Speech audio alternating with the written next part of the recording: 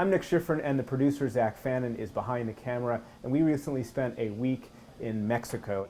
Donald Trump has talked about Mexico perhaps more than any other country, has made it one of his main targets. The number one thing he's talked about, of course, is building a big wall. He's also talked about removing himself from free trade agreements like NAFTA. And so what we did was combine those two stories in about a week-long trip, starting in Columbus, Ohio. We wanted to understand some of the Trump voters' motivations about why they voted for Trump. And so we went to a community that's really been racked by the fact that it's lost a Delphi plant, an auto manufacturing plant, about 15 years ago. And we talked to somebody who voted for Trump based on Trump's talk about NAFTA and his promise to bring jobs back. And in the same place, we also talked to undocumented Mexican immigrants who are really scared now that Trump has promised to deport perhaps 3 million, perhaps 11 million. He's gone back and forth on those promises. And from that trip, we went to Mexico City, and we talked to the Mexican Foreign Secretary, who described how many Mexicans are simply offended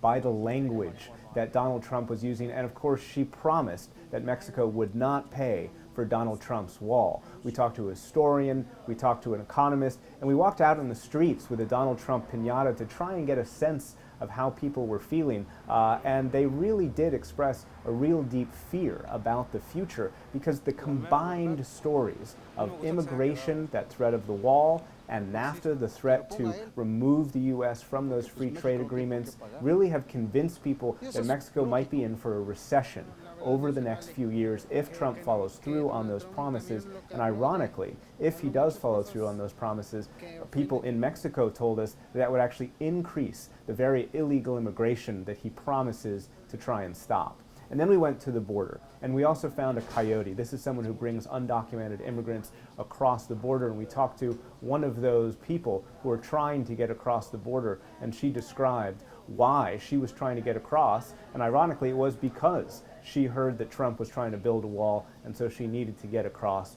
before that happened. What we really found on both sides of that border are an expectation and a hope that the communication, that the relationships, the real interdependence across that border continues. But until everybody on that border knows what the president-elect actually intends to do as the president, there's a real sense of fear and a real sense that some of these policies could in fact create a recession in Mexico that would push people across the border illegally.